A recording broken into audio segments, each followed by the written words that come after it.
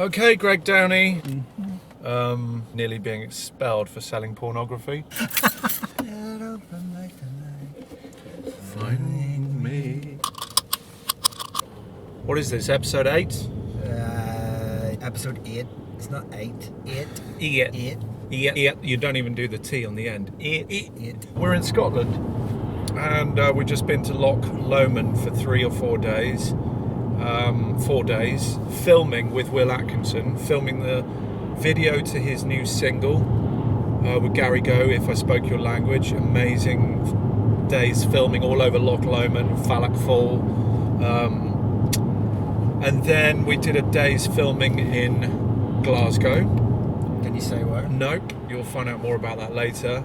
And we were supposed to stay up here a bit longer, but we are now having to leave Scotland because Nicola Sturgeon has basically said no one is allowed to stay from different households, is allowed to stay in the same house as each other, which is a bit of a shame.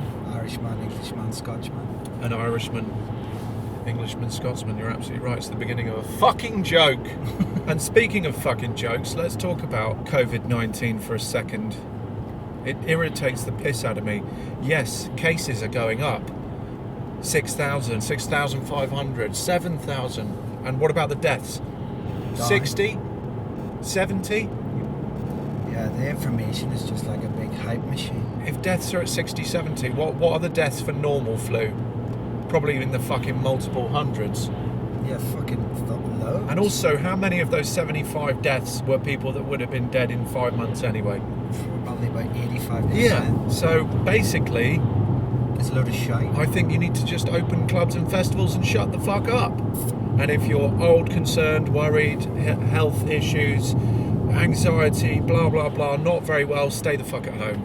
Everyone else, you know the risks, it's up to you. Get the fuck back out, stay the fuck back at home, it's up to you. Anyone who goes, oh, but that's, it's a killer disease. Well, then you stay at home and don't see anyone. Yeah, there was a girl on, I think it was the news or some talk show in the UK the other day, and she was saying basically she couldn't see how nightclubs could open for like God knows how long, and the way she was portraying the story was just like, that's never going to happen. And the presenter of the show was just basically pulling her up about how ridiculous she was being about things, because the actual percentage of contagious pass-ons or whatever you call it in that sort of environment is very low. Not just nightclubs, but like, say, social environments. Just the problem in the press is the fact that the majority of journalists are middle-aged, older cunts who wouldn't know a nightclub. Festivals and nightclubs are something they did 20 years ago. Yeah, and as a result, it's not relevant to their life, and therefore it just doesn't get covered. Yeah. It's insane how little attention, cover, help our industry has had. And now, to think that actually we're now only halfway through. Yeah.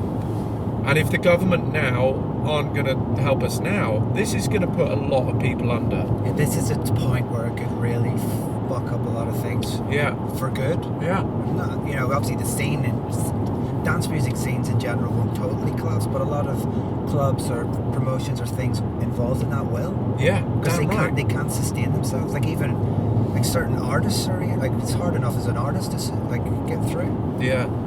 I mean, think about it, like when the doors reopen and they say, right, now you can go back to touring, and there's no fucking clubs open. All the clubs have gone under. All the promoters are bankrupt. Yeah, I mean, definitely there's going to be a big percentage of that happening. There's no doubt about that. Unless someone steps in now with, the people are actually piping up a lot about it now. Because everyone else has been kind of addressed. We're at the bottom of the pile and now it's coming to light. So hopefully something, to help support it happens. I wonder if you could do a system where you get tickets to go to a gig, right? 4 days before the gig arrives by courier a COVID test. You have to take the test and then you have to stay at home until the event. Mm-hmm. Right? So that basically, all right, some might slip through the net, but you'd say 99.9% of the people coming have had a test and are clear. Yeah. And haven't been in contact with other people for a couple of days before. Yeah.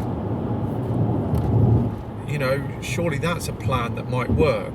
I just think it's at the point now where just, as you say, if people were just vigilant, the doors get opened, everyone has a free choice, and it's, just be sensible. Yeah, a solution needs to happen like pretty soon. There's probably going to be a vaccine in early next year, because the vaccine's already been ready since February, according to Sarah Gilbert, who's the scientist leading the Oxford University vaccine development. Her vaccine's been ready since February.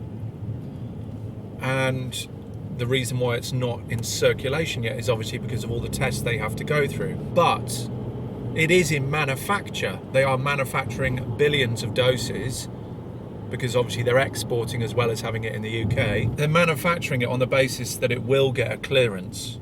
Their confidence that it will get a clearance, that it'll pass all the tests. But if it doesn't, they just chuck them away, because obviously all the government is pouring money into getting this solution as quickly as possible. But man, it's frustrating. I find it very frustrating now. I think enough's enough.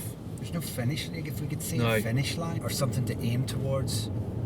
I mean, but the goalposts keep shifting. Yeah. And I think, we have it in our heads maybe, I don't know, halfway through next year or whatever. But if they did a massive shift again, I think that would be tough. Obviously, it's tough now, but that would be a real breaking point for some people. Yeah. In the initial stages, the whole world shutting down from a virus, a lot of people dying, and you're thinking, holy shit, this is serious. Mm-hmm. And it's not that I'm making light of it now, but now they're starting to treat people who come into hospital with antibodies they've got from people who have had it. The number of deaths has plummeted. It's right down. Yeah. It's fuck all in comparison to plenty of other common winter ailments. Yes, when you get it, yes, you're super ill. Yes, there are still going to be people that die. But also, man, like even within those lower stats of the deaths, doesn't mean they even died of that. No. You're right. So So you wipe out maybe another 60-70% of that, which isn't actually that.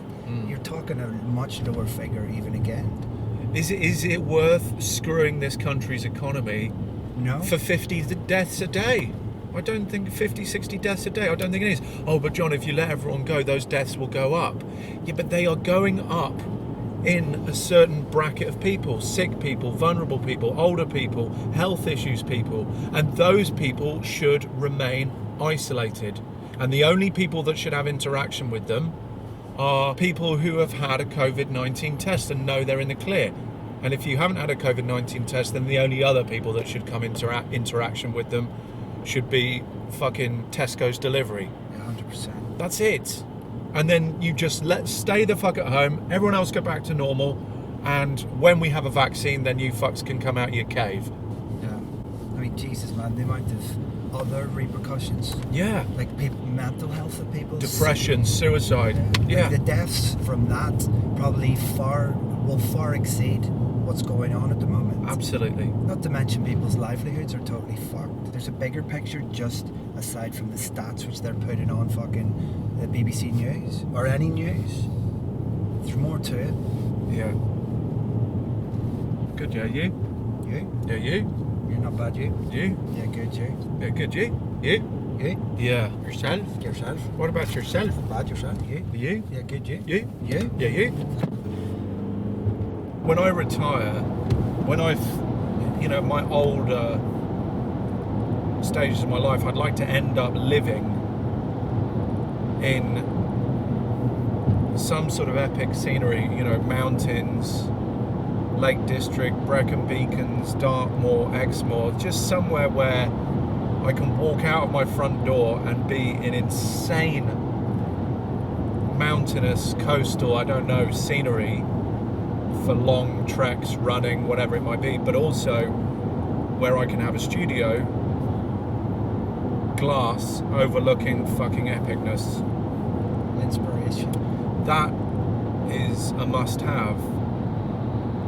And, when you talk about future hopes, aspirations, to end up in an environment like that, to not lead an extravagant life, but to have a level of stability that enables you to live comfortably and to be able to do 3 or 4 trips abroad every year for traveling for pleasure, Yeah.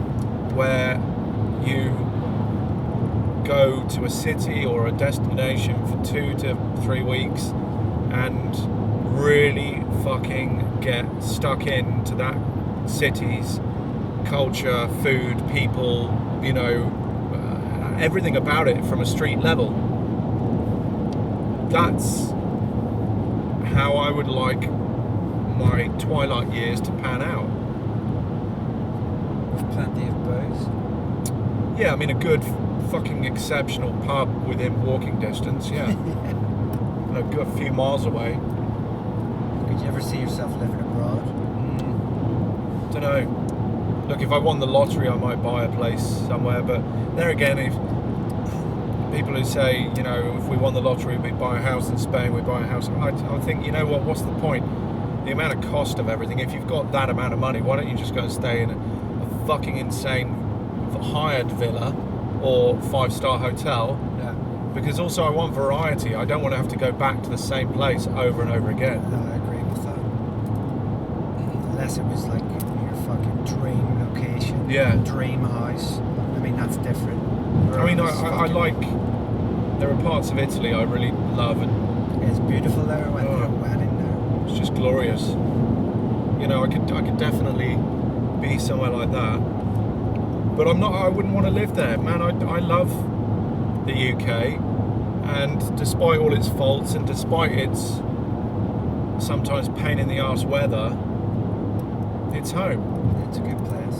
And it will always be home. And while I love visiting and travelling in other places, I absolutely love coming home. Well, that's the most important thing. Yeah. So another interesting thing that's happened is on the car journey on the way up, we structured and planned in very fine detail a Greg Downey artist album. Yeah, I'm fucking super excited about that. It's always been something I've had in the back of my mind because there's so many different things I wanted to do for it, but I could see the full structure of it, and it's going to be epic. It's a shame James Brown's not alive to collaborate with you. I mean, I'd love to collaborate with James Brown. Yeah. Living in America. Sex machine. Get up of that thing. What's that? What are you saying? There's nothing wrong. Yeah, no, it's nice to have a plan and just to basically come up with like fresh sounds and fresh, massive big records which are a bit sort of off the norm. What did we say in terms of a time frame? I know initially we wrote down June 2022, but yeah, I think June 2022, but the first single to be hitting at the end of next year. yeah, November, December 2021. Yeah, so just have to get the head down and start getting structure of these ideas together. But yeah, it's going to be fucking insane when it's finished. I just feel like now where I'm at with my sound and what I want to do, now this is the right time for me to push through with this project. It's good actually. The way we discussed the album, the way we structured it, the way we planned it, talking about ideas for each one. So let's say you list tracks 1 to 14 is what we did, and then we wrote down example tracks in ideas. What about if we were to do something like this? What about Vocals? Yeah, vocals, vocalists, people to collaborate with, etc., etc. It's a structured, really beautiful flow of music that I think could become quite a iconic body of music. When it sort of turns out how you've actually structured and planned it. Yeah, for sure. So Yeah, it's edgy. yeah, It's cool. yeah. And then, hopefully by the time the album comes out, you will have been touring for a solid year anyway. Yeah. And the revenue from that will give you the ability to invest a chunk of money into, kick-ass visuals and whatnot to then launch an amazing album tour. Yeah, 100%. That time frame's definitely the right approach. I'm excited about it. So on the way up here, we listened to Will Atkinson's artist album End to End, which is obviously now finished. It's actually the first time I'd heard it. I knew I'd heard a few of the tracks, but the album from start to finish I think is excellent. It's brilliant. It's really, really fresh, cool. It's, you know, it's obviously obviously he made it, but the overall scope of the album, it's classy. Yeah. And it's got the quirkiness and unpredictability, but as an overall product, it's amazing. It's good because it's got something for everyone, because obviously Will is a very diverse producer, and he has tracks like Pat Butcher and the more techno-y end, and then the stuff like Telescope, the full-on trance end, and there are brand new tracks that will keep every side happy, and some that you just never expect to come from him that are unbelievable. Yeah, but that's the beauty. That's the beauty of it all. Like, you know, there's so many different sounds, but when it's all knitted together, you know, as one thing, it works. Yeah. You know, I like that. Yeah. It's not just the same old fucking stuff. Yeah. It's fresh. The album is available for pre-order on the 14th of October, and on that day, obviously, the artwork for the album will be announced. The track list will be announced. That'll be the first time people see the name of all these tracks. Yeah. There's clearly some tracks on there that people will know. Telescope, obviously, which was the first single. Last Night in Ibiza, which literally just came out. It's a great track, though. Yeah, it's really cool. And the third single from the album was probably out by now, which is his massive vocal with Gary Go, If I Spoke Your Language, and that's what we were just shooting a video for in Loch Lomond. But this album is absolutely jam-packed of such amazing, fresh sounds. I just can't wait to hear them on a dance floor.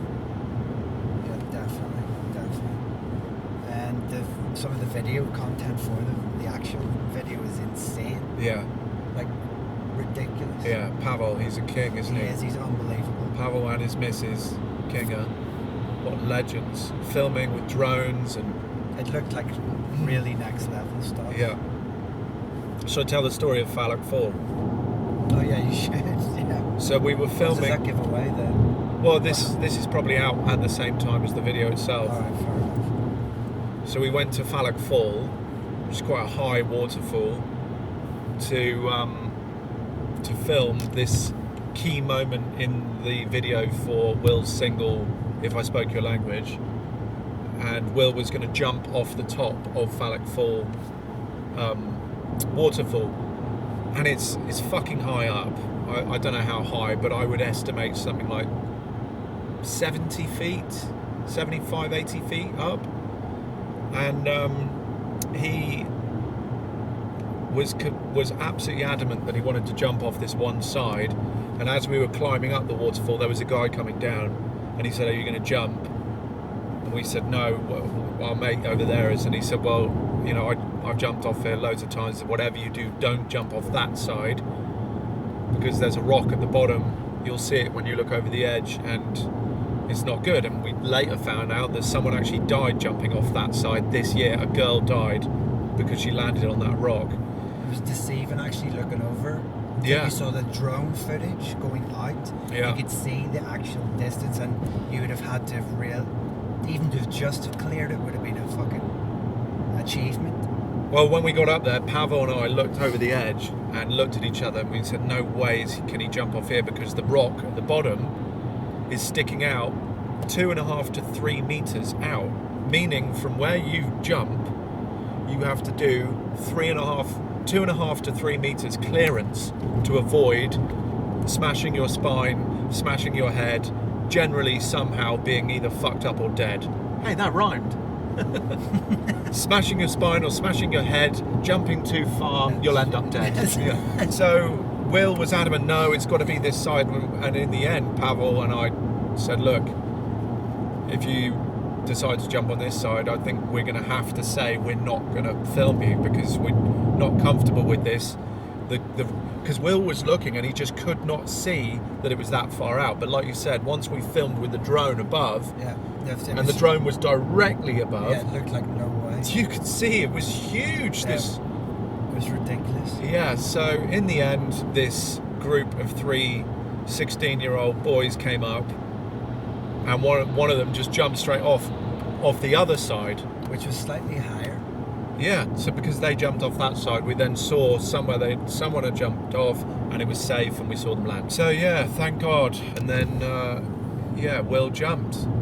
Fair play to him. Took balls of steel to jump off there. Yeah, it was pretty high. It was really high. If we'd stuck with what Will wanted to do and what he was really pushing us to do, I think it could have ended very badly. Yeah, there was definitely a chance of that. So basically, I'm going to invoice him on Monday for saving his life. Yeah, life insurance. What do you reckon? You should get at least 200 quid for that. 200 quid.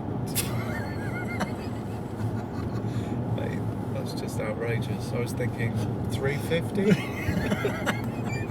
Man, you should get at least 350 for that. 350, I would like have minimum. Yeah. He got a lot out of those couple of days filming. You know, everyone put a lot into it, and he put a lot of effort into it too. And I think the results were there. Everything aligned on the days. Sometimes these things, you plan these things, and you get fucking bad weather or other bits and bobs happen. Yeah. And everything went pretty well. Yeah. I mean, obviously, album-wise, first thing is on the 2nd of October, we've got the new 7 album out. That's the next big thing from our camp. The 7 album, mixed by Simon, Sean, Alex, Tapio.